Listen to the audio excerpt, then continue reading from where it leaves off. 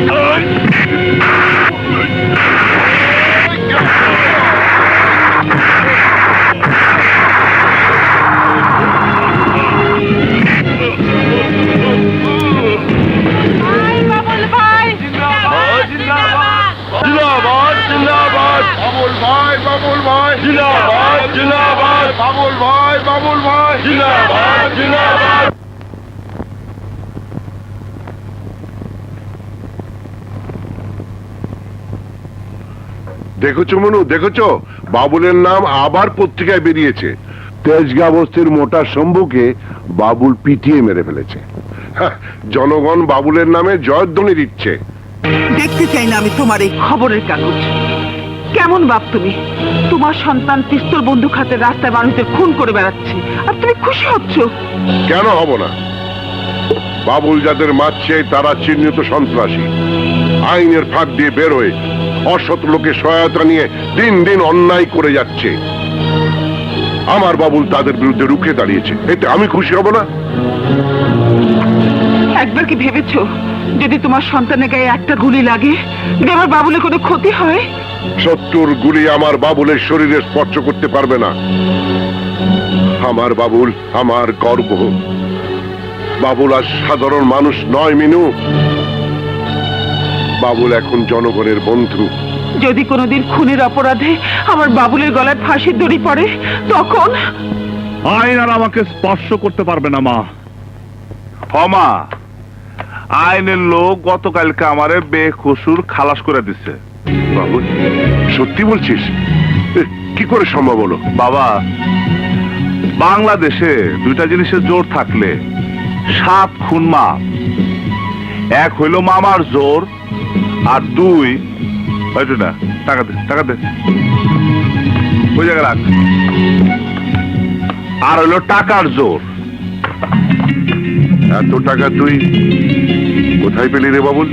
তোমরা যাদের নাম পত্রিকা দেখো, যারা দেশে ভালো করার লেগা বড় বড় কথা কয়, তাগর নেতা আমারে কিনা নিছে। এটা তার অ্যাডভান্স। নাওয়া, এই টাকাগুলা তুলে রাখো। খবরদার, ওই টাকা আমার হাতে দিবি না। ওই টাকায় রক্তের গন্ধ। কই রক্ত? হ্যাঁ, কিসের রক্ত? সুমি, দেখ তো মা কয় টাকায় রক্তের গন্ধ। দেখ। খবরদার, কেউ ওই টাকা স্পর্শ করবে না।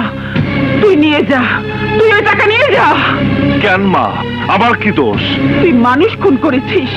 পেপারে বন্দুক হাতে তোর ছবি উঠেছে। সবার ওকে কুখ্যাত খুনি বলে।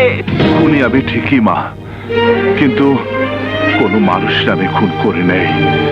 আমি খুন করছি ওই পশুরে যে আমার বাবার হাত কেটে দিছিল। আমি খুন করেছি ওই হারামিকে যে আমার বোনের দিকে কোন নজর দিছিল। কমা, এটা কেমন অপরাধ?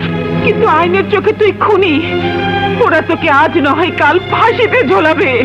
কোন আইনের কথা কমা?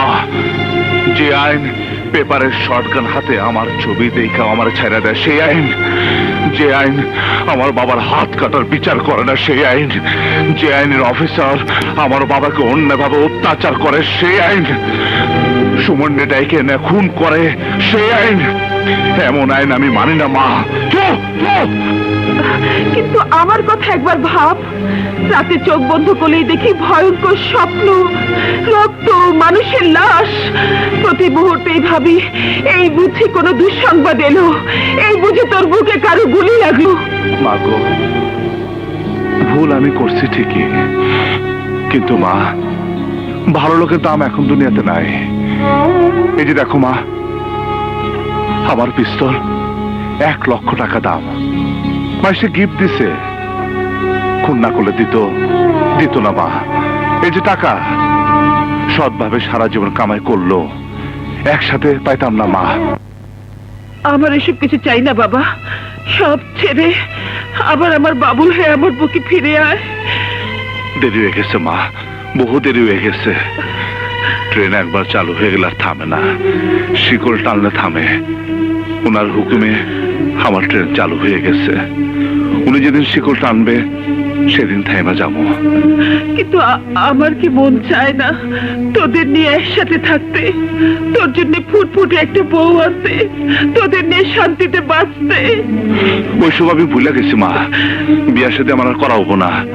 তোমরা সুমিরে বিয়ে দিয়ে দাও। কেন তোর বিয়ে করা হবে না কেন? পাগলামি করো না তো বাবা, আমার মতো কুখ্যাত খুনির মায়া কে দিব? মেয়ে দিতে হবে না। যে মেয়ে তোর ভেতরে শিশুর মতো মনটাকে চিনতে পারবে, সে নিজের থেকেই তোর দিকে এগিয়ে আসবে।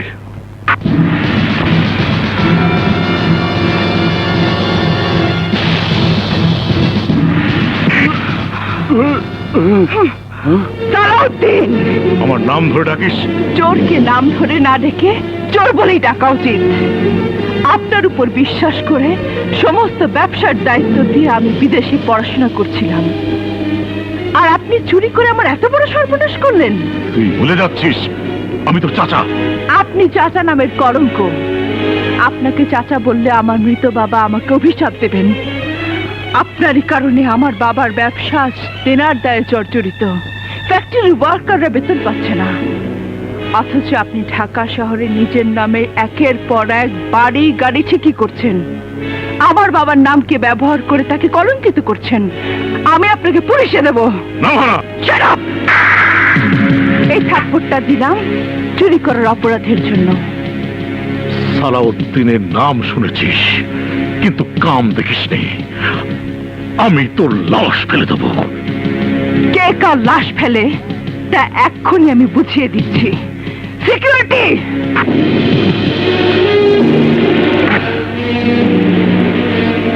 কথা না বাড়িয়ে বেরিয়ে যান, নয়তো আমার সিকিউরিটি গার্ড আপনার গলা ধাক্কা দিয়ে বের করে দেবে। ফাইল দিয়ে যাও।